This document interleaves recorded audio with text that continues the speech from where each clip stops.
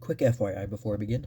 I do have, contrary to my normal routine, I was somehow able to film a couple reviews on hand beforehand, maybe a week or two ago, but they are stuck kind of in limbo because I'm looking for a new editing program, or preferably a new, just like something really simple, just to kind of cobble this stuff together so I don't have to use this kind of weird version that I have of Adobe Premiere where it's like asking for a key, even though I thought I already had a kind of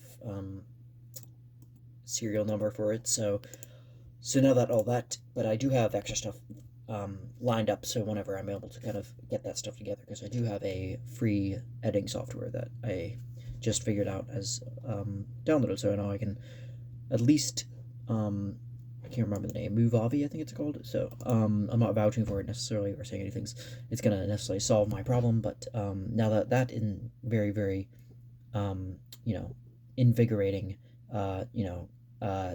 information is out of the way, I can start my review of The Adolescent, which is also known as The Raw Youth or The Accidental Family, and it is by obviously Fyodor Dostoevsky, and was published in 1875.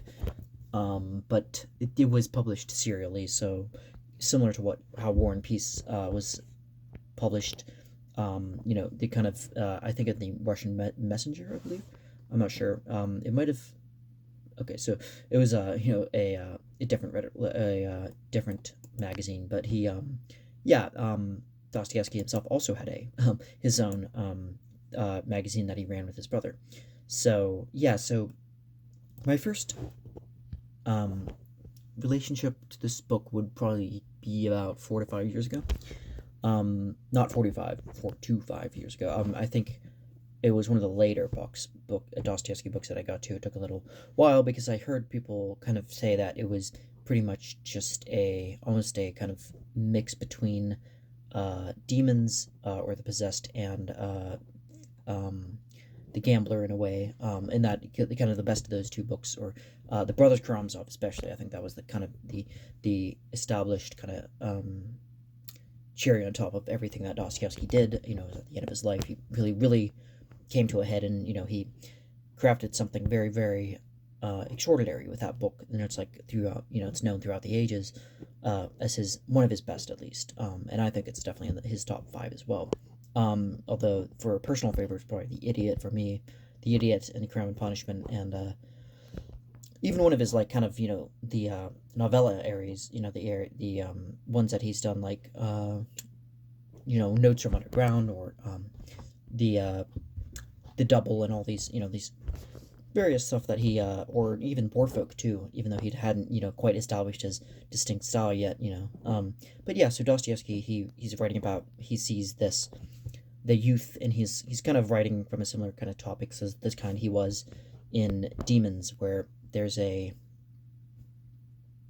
kind of a fall from grace in the youth of Russia, that he's seeing kind of a fall from traditional norms, in a similar way that Raskolnikov, he had his kind of schism, and kind of in fact I think his name actually means like a schism of some kind. But yeah, so the main character is a 19 or 20-year-old young man named Arkady Dolgoruki.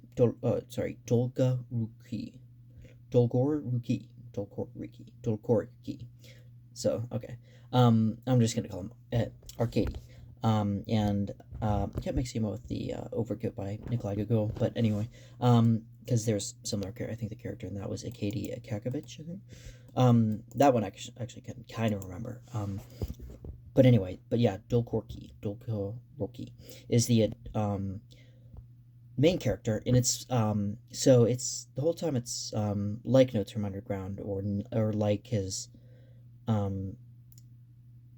any other first person kind of narrative. It's from the point of view of Arkady, who is a young man in like a search of meaning, in a kind of this in the kind of, it's set kind of somewhat contemporaneously with these the time, like I guess the serfdom and all that stuff is like kind of in the background. still happening, and there's a lot of kind of vying for different like opportunities to not too much different from like Eugene Onegin by Pushkin, where he's like waiting for his father to die, and it's very kind of droll humor that he says that he's like kind of writing out a waiting. He writes out kind of a little, not an elegy, but more of a bit of I think what's it called? I think it's called a deck. I can't remember. It's like a kind of not a mnemonic or whatever, but it's like he's waiting for his father to die, and he's like kind of that's for so he can get his in his heirloom, his heirloom. He's basically waiting to get all that trust fund baby kind of material, all that kind of free stuff just for being his son, just because. So that's kind of the dreams that Arcady, to put it a little bit simply, are to become a Rothschild. That is like his aim in life, is to become one of the Rothschilds, which obviously is one of the richest kind of families ever, known for their kind of banking kind of affiliated family that has traced back for centuries, even to the point where during I think back to the 16th century, so around like mid 1700s, I'm gonna say, that the Rothschild kind of appeared on the scene, and yeah, by that time we're kind of in established noble family that people would I think was it Germans, I guess. I don't know if that's the Habsburg Empire at the time, but that's a whole entire different thing unto its own. But yeah, so he's wanting to he finds out then, and then there's a whole kind of will he or won't he kind of thing, where he's really kind of he's awaiting this he has a letter in his pocket that it's sewn into his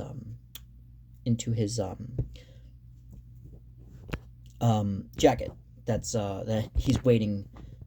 It's like kind of never really revealed whether or not, but he's trying to like kind of figure out whether or not he's the illegitimate son. Well, it turns out he is the illegitimate son of a. Sorry, I can't speak tonight. Of this, I think, a servant man who had an affair with a. So it's kind of like the worst kind of far cry from what he could have imagined. Like he's like looking for inherent wealth and an easy living, to be a Rothschild. Yet he, at the same time, he is completely just like spat in the face, like completely caught off guard and stymied by this sudden revelation that he is not who he thinks he is. Like he's like, he thought he was royalty this whole time, and that he was entitled to this wealth and a great sum of it, and now he is completely thrown off guard, and he is like his whole entire life plan is like now altered, and he's already young enough as it is. He's like had just come of age at this point. So in that way, it's a bit of a Bildungsroman, right? He's like kind of going through all these complicated people that any young man, I imagine, I had my own kind of hang-ups and fears and insecurities about that age, about how to get wealth and what best to do, and it really was some other people have pointed this out too, that Dostoevsky seems to be pointing very kind of foretelling, kind of auguring image of the future of what not only just the very specific kind of noble people, the noble nobility around him, like the the people inheriting stuff, but also the aristocratic people, but also the people today. I've noticed that there's a big gap between there's really no difference between at heart, at least in a very kind of generalized kind of way, that there's not that much of a difference between the people, social media people today, who want to kind of make an instant kind of to instantly get people's likes and attention, and to get basically, without actually working for it, to kind of influence and kind of reach this point and kind of expediently garner people's money, and and you can do that. It's very, and a part of that is like good, because it's like it does take away the kind of drudgery, I guess, of working a 9-to-5 job. If you are, let's say, an artist that's like very very prolific at that's your work is output's very great, but it's also you're working this job that's very lackluster. That is good. That in some ways, having your, let's say, your music played out there on Spotify, or like is like circulated, and now you have 1,000 monthly listeners, that starts to gain traction, and that actually could be a good thing. But in this day and age, I'm sounding like I'm much older than I am. But yeah, it is a little bit too easy for people to just kind of uh, get what they don't deserve. Like it's just a way. And it's not. I'm not expecting it to be a meritocracy. It's obviously the opposite. But it is like these like this in the wealth cannot be, and I guess you could say that Dostoevsky at heart was kind of a anarchic kind of communist a little bit, before he kind of went into more traditional Christian orthodoxy. He was like kind of a part of these, like Petrohovsky circle, and that's what kind of led him to be one of the few singled out for, from the czarist kind of regime to be assassinated. But I think you could still see that kind of idealism of, at least a kind of egalitarianism in a spiritual way of like people shouldn't just be. It's not good for the soul. It's not. It's definitely corrosive. I think to have fame immediately endowed to you, when you didn't do anything, and you're so young already. So it's like one of those things where it's like it's quite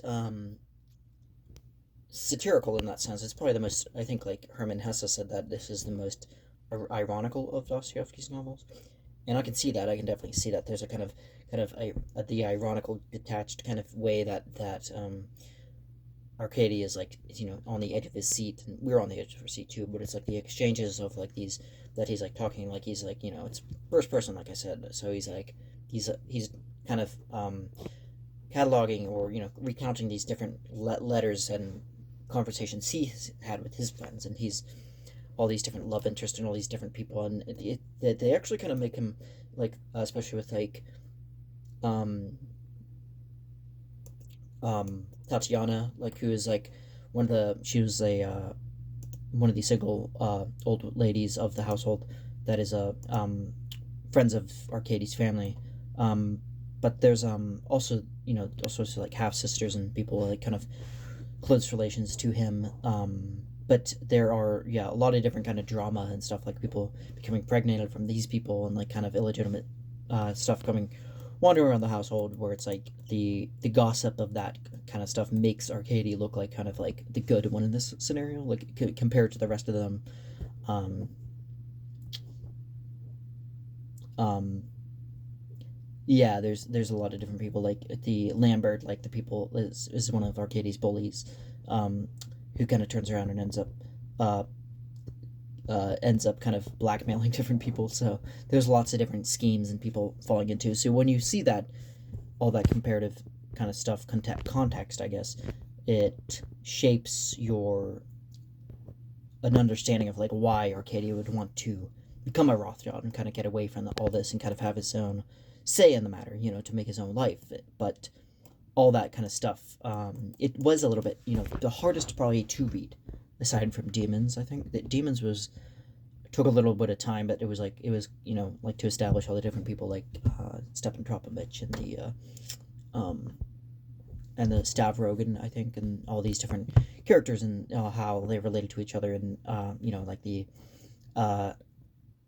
but finally, at some point, at least, it took about a couple hundred pages maybe, but it finally, things like were kind of came, all that kind of paid off. But with this, I didn't feel like there was a kind of payoff with that kind of dramatic extent. I think it took a little bit too much, I think, like a back and forth that didn't really go much where, but you can see kind of like you can see Dostoevsky's kind of like mindset of like what he's trying to say, and the themes and everything he's trying to kind of communicate through this novel, that are, they're coming out, yet they're not fully formed. It seems, at least it seems like maybe that's just the translation. I have heard some people talk about the Verhovsky, I think, the Pierre, and I think it was Pierre and the Laura Verhovsky, I think they have some people have issues with that, and they do prefer the older translations like Constance Garnett, um, who, despite being in English, like I think was actually one of the more faithful, I think, translators of the sentimental kind of style of that could be kind of Pickwick, and people saw as kind of flippant of Dostoevsky, but like she was able to translate that more faithfully, I've heard. But that's an entirely different kind of subject. But yeah, there is. I just feel like there's a lot of unresolved tension in this novel, like which is probably just like I guess reflective of maybe the style of or just themes of youth being unresolved inherently or human condition, I guess.